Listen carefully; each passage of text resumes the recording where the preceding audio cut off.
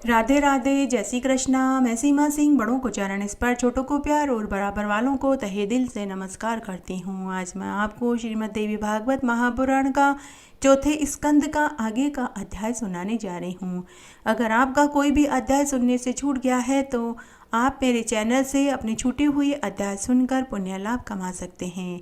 आइए अब हम श्रीमद् देवी भागवत महापुराण का चौथा स्कंद सुनते हैं। इस अध्याय में श्री नर नारायण को तप से डिगाने में इंद्र की असफलता और इंद्र के द्वारा कामदेव एवं बसंत का अप्सराओं सहित वहां भेजा जाना और नारायण के द्वारा अप्सरा उर्वशी आदि की उत्पत्ति तथा नारायण के साथ अप्सराओं के संवाद का संपूर्ण वर्णन आएगा। आइए अब हम इस पुण्य अध्याय को सुनकर पुण्य लाभ कमाते हैं। व्यास जी कहने लगे कि हे राजन, अब बहुत कहने से क्या मतलब है। बस इस संसार में कहीं बिरले ही ऐसे सच्चे धर्मात्मा पुरुष मिल सकते हैं जिसकी बुद्धि द्रोह से वंचित हो, क्योंकि यह चराचर सारा जगत राग और द्वेष से ओतप्रोत है। जो वेर करता हो और उसके प्रति वेर करना तो समान कोटि में जाना जा सकता है। हे राजन, धर्म की स्थिति में वासना प्रधान कारण मानी जाती है। वासना में मलिनता रहना स्वाभाविक है। उसी के स्वभाव से धर्म में भी मलिनता आ जाती है। मलिन वासना कभी भी धर्म को शुद्ध रूप में नहीं रहने देती। धर्म ब्रह्मा के पुत्र कहे जाते हैं। ब्रह्मा के हृदय से उनकी उत्पत्ति हुई थी। सत्य धर्म का पालन करने वाले धर्म ब्राह्मण रूप से विराजमान थे। उनके द्वारा वैदिक धर्म का निरंतर पालन होता था। उन धर्मात्मा धर्म ने दक्ष प्रजापति की 10 कन्याओं से अपना विवाह किया। विवाह संस्कार के समय जितने नियम ग्रहण किए जाते हैं उन सब का पालन करते हुए उनका गृहस्थ जीवन व्यतीत होने लगा। फिर सत्यव्रतियों ने श्रेष्ठ धर्म ने उन कन्याओं से बहुत से पुत्र उत्पन्न किए। हे राजन, उन पुत्रों के नाम हरि, कृष्ण, नर, नारायण रखे गए। हरि और कृष्ण के द्वारा निरंतर योगाभ्यास चालू रहा और नर नारायण हिमालय पर्वत पर और बद्री का आश्रम नामक पवित्र स्थान में उन्होंने उत्तम तपस्या करनी प्रारंभ कर दी। वे प्राचीन मुनिवर नर नारायण तपस्वियों में सबसे उत्तम गिने जाते हैं। गंगा के तट पर रहकर ब्रह्म का चिंतन करना उनका स्वभाव बन गया था। भगवान श्री हरि के अंश अवतार उन नर नारायण नामक दोनों ऋषियों ने वहां रहकर पूरे 1000 वर्ष तक उत्तम तप किया। उनके तप जनित तेज से चराचर सहित संपूर्ण संसार संतप्त हो उठा। फिर तो इंद्र के मन में नर नारायण के प्रति डाह उत्पन्न हो गई। वह चिंता में घिर गया। उन्होंने विचार किया कि अब मुझे क्या करना चाहिए। ये धर्म नंदन नर नारायण बड़े तपस्वी और धर्म परायण हैं। इन्हें सिद्धि सुलभ हो चुकी है। अब अवश्य ही ये नर नारायण मेरे आसन को मुझसे छीन लेंगे। किस प्रकार विघ्न उपस्थित करूं जिससे मैं इनकी तपस्या को रोक सकूं। यो विचार करके अत्यंत भयंकर काम, क्रोध, लोभ इंद्र के मन में उत्पन्न हो गया। उन्हें उद्देश्य बनाकर वे तुरंत ऐरावत पर सवार हुए और तप में विघ्न उपस्थित करने के विचार से गंधमादन पर्वत पर पहुंच गए। वहां एक परम पवित्र आश्रम था जहां नर नारायण विराजमान थे। उन पर इंद्र की दृष्टि पड़ी। तप के प्रभाव से नर नारायण का शरीर इस प्रकार चमक रहा था मानो कोई सूर्य उग गया हो। और इंद्र सोचने लगा कि अरे, क्या ये स्वयं विष्णु प्रकट हुए हैं अथवा साथ ही 2 सूर्यों का उदय हो गया है। पता नहीं धर्म के ये दोनों श्रेष्ठ कुमार तपस्या के प्रभाव में क्या कर डालेंगे।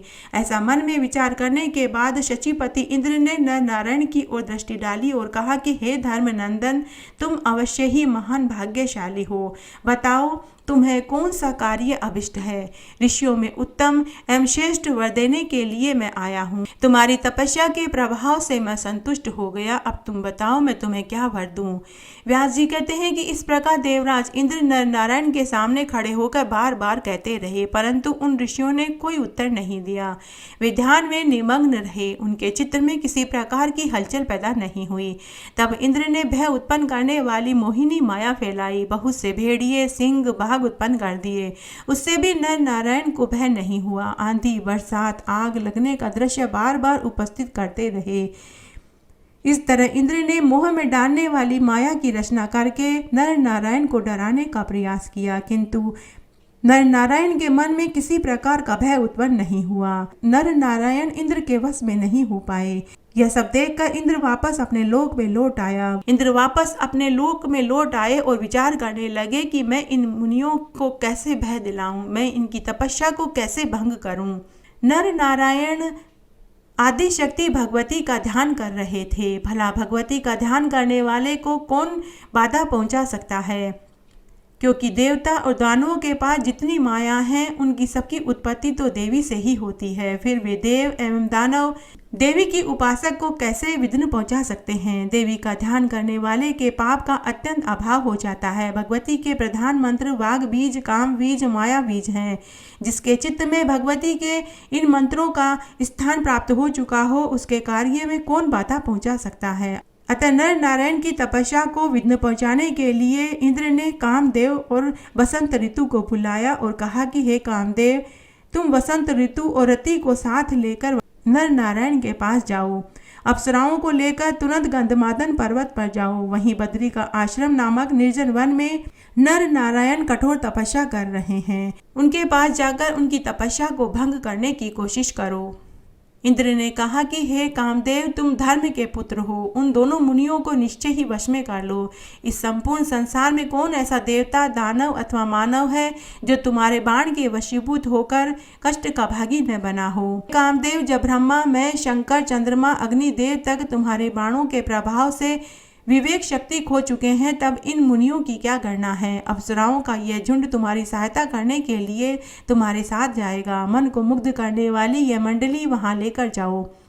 केवल तिलोत्तमा अथवा रंभा ही इस कार्य को संपन्न करने में कुशल है। मैं तुम्हें अभिलषित वस्तु देने के लिए तैयार हूँ। मैंने उन तपस्वियों को वर देने की बात कही और उन्हें लुभाने की चेष्टा करी। मैंने उन्हें आंधी तूफान से भी डराया। मैंने उन्हें बाघ, सिंह, हिरण डराने के लिए उपस्थित कर दिया, लेकिन वे किसी से भी नहीं डरे। व्यास जी कहते हैं कि इंद्र का वचन सुनने के बाद कामदेव ने कहा कि हे इंद्रदेव, इस अवसर पर मैं आपका अभिष्ट कार्य अवश्य करूंगा। यदि वे मुनि किसी भी देवता के उपासक होंगे तब तो वे मेरे वश में आ जाएंगे, पर देवी की आराधना करने वालों को मैं किसी भी प्रकार से वश में नहीं कर सकता। क्ली देवी का कामबीज महान मंत्र है।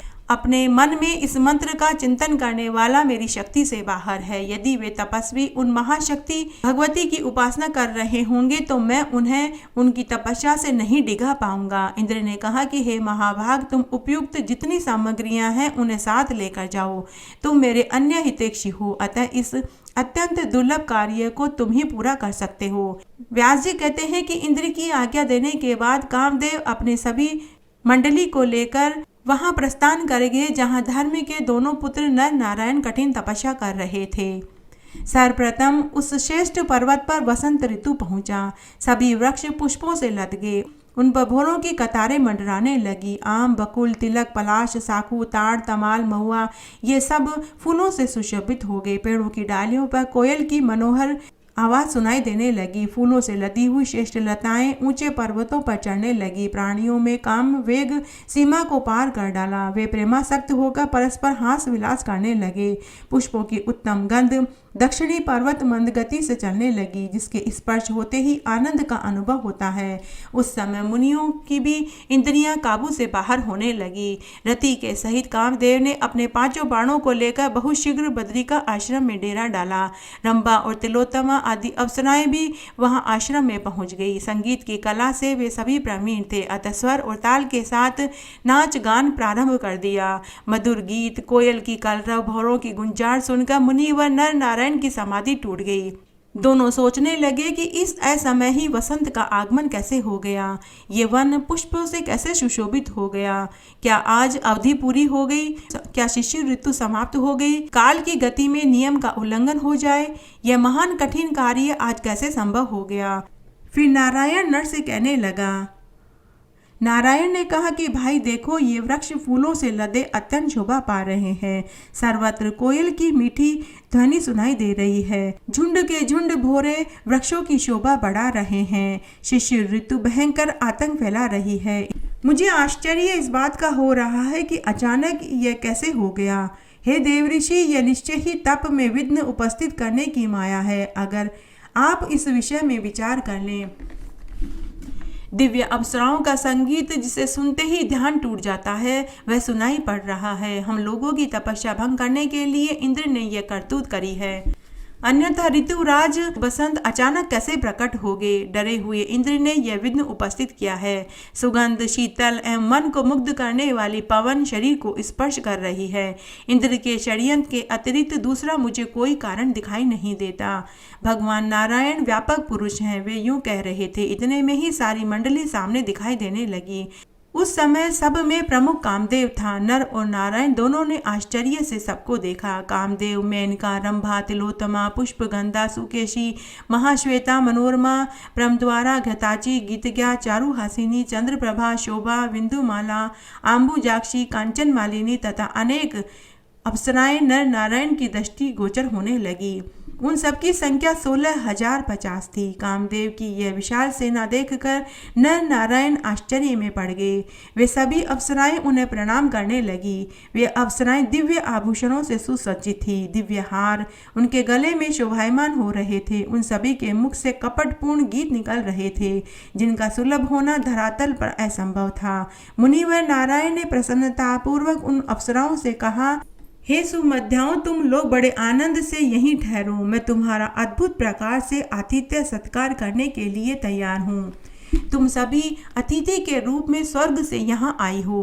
व्यास जी कहते हैं कि उस समय मुनिवर नारायण मन में अभिमान पूर्वक सोचा, इंद्र ने अपने तप से विघ्न उपस्थित करने के विचार से ही इन्हें भेजा था, किंतु इन बेचारी नगण्य अप्सराओं से हमारा क्या बनना बिगड़ना है। मैं अभी इन सबको आश्चर्य में डालने वाली नई अप्सराओं की सृष्टि किए देता हूँ। इन अप्सराओं की अपेक्षा उन सब के रूप बड़े ही विलक्षण होंगे। इस समय तपस्या का बल दिखलाना परम आवश्यक है। इस प्रकार मन में सोचकर नारायण ने अपनी जंघा पर जोरदार हाथ पटका।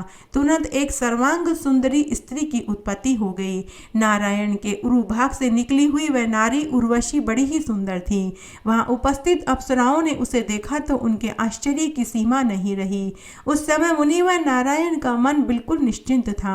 जितनी अप्सराएं वहां थी उतनी ही अन्य अप्सराएं सेवा करने के लिए नारायण ने उत्पन्न कर दी। वे सभी अप्सराएं हाथों में तरह तरह की भेंट सामग्री लिए हुए हंसती गाती नाचती हुई आई। उन्होंने मुनिवर नारायण के चरणों में मस्तक झुकाया और हाथ जोड़कर खड़ी हो गई। तब स्वर्ग से आई हुई इंद्र की भेजी हुई अप्सराओं ने नर नारायण से कहा कि अहो, हम मूर्ख अप्सराएं आपके तप की महिमा और धीरता देखकर ही आश्चर्य में डूब गई हैं। हे महाभाग मुनियों, हमें आपके स्वरूप के विषय में ये जानकारी नहीं थी। आप परम पुरुष भगवान श्री हरि के अंश अवतार हैं। आप शम दम आदि सद्गुणों से सदा परिपूर्ण रहते हैं। आपकी सेवा के लिए नहीं बल्कि इंद्र ने हमें आपकी तपस्या भंग करने के लिए भेजा है। किस भाग्य से हमें आपके दर्शन सुलभ हो गए हैं। हमने कौन सा ऐसा पुण्य कार्य किया जिससे हमें आपके दर्शन हुए। किंतु यह मानना तो अनिवार्य है कि कोई संचित प्रारंभ अवश्य था। हम निश्चय ही बड़ी अपराधिनी हैं जो हमने ऐसा घोर पाप किया है। हमें अपना जन समझकर आपने मन में शांति रखी, हमें ताप मुक्त रखा। आपने हमें शाप नहीं दिया। आप बड़े ही तपस्वी पुरुष हैं। व्यास जी कहते हैं कि इस प्रकार अप्सराएं नम्रता पूर्वक प्रणाम करती हुई अपनी बात कह रही थी। उनके वचन सुनकर मुनिवर नर और नारायण उत्तर देने में उद्यत हो गए। उस समय उन मुनिश्रेष्ठ के मुख पर प्रसन्नता छाई हुई थी। काम और लोभ में वे विजय प्राप्त कर चुके थे। अपनी तपस्या के प्रभाव से उनके सर्वांग की अनुपम शोभा हो रही थी। भगवान नारायण ने कहा कि कहो, हम प्रसन्नतापूर्वक तुम्हें अभिष्ट वर देने को तैयार हैं। तुम सब लोग सुंदर नेत्रों वाली इस उर्वशी को साथ लेकर स्वर्ग में चली जाओ। यह बाला तुम्हें भेंट स्वरूप समर्पित है। अतः मन को मुग्ध करने वाली यह अप्सरा अब जाने को तैयार हो जाओ। जांग से उत्पन्न हुई उस उर्वशी को इंद्र के प्रसन्नता के लिए हमारी तरफ से उन्हें दे देना। सभी देवताओं का कल्याण हो। अब सब लोग इच्छा अनुसार यहाँ से पधारने की कृपा करो। अप्सराएं बोली कि हे महाभाग, आप देवादिदेव भगवान नारायण हैं। परम भक्ति के साथ प्रसन्नतापूर्वक हम आपके चरण कमल पर निछावर हो चुकी हैं। अब हम कहाँ जाएं? हे मधुसूदन, आपकी आंखें कमलपत्र के समान विशाल है। यदि आप प्रसन्न हैं और अभिलक्षित वर देना चाहते हैं तो हम अपना मनोरथ आपके सामने रखते हैं। उत्तम तप करने वाले हे देवेश, आप हमारे पति बनने की कृपा करें। बस हमारा यही वर है। हे देवेश्वर, हम प्रसन्नतापूर्वक आपकी सेवा करना चाहते हैं। आपने सुंदर नेत्रों वाली उर्वशी और अन्य स्त्रियों को उत्पन्न किया है। वे आपकी आज्ञा मानकर स्वर्ग चली जाएं। उत्तम तप करने वाले मुनियों, हम 16,050 अप्सराएं यहीं रहना चाहते हैं। हम सब आपकी समुचित सेवा करना चाहते हैं। हे देवेश, आप हमारी अभिलाषा पूरी करें। हम भाग्यवश आपके प्रेम में पड़ गए हैं और अब वापस स्वर्ग नहीं जाना चाहते हैं। भगवान नारायण ने कहा कि पूरे 1000 वर्ष तक हमने तपस्या करी है। हे सुंदरियों, हमारी इंद्रियां हमारे वश में हैं, फिर हम उन तप को कैसे नष्ट कर सकते हैं। काम संबंधी सुख के लिए तो हमारी किंचित मात्र भी इच्छा नहीं है, क्योंकि उससे सात्विक सुख का नाश हो जाता है। पाशविक धर्म की तुलना करने वाले मैथुन धर्म में बुद्धिमान पुरुष कैसे अपने मन को रमा सकते हैं। तब अप्सराएं बोली, शब्द आदि 5 गुणों के बीच में स्पर्श आता है, इसी से स्पर्श जनित सुख को सर्वोत्तम माना जाता है। अतः हे महाराज, हमें सब तरह से स्पर्श सुख देने की कृपा करें। हम आपके आगे हाथ जोड़कर कृपा करते हैं और फिर निर्भरतापूर्वक सुख भोग कर गंधमादन पर्वत पर हम चले जाएंगे। इस तरह आज मैंने आपको श्रीमद् देवी भागवत महापुराण का 4था स्कंद सुनाया। आगे के अध्याय के लिए भी आप इसी तरह मेरे साथ बने रहें। धन्यवाद।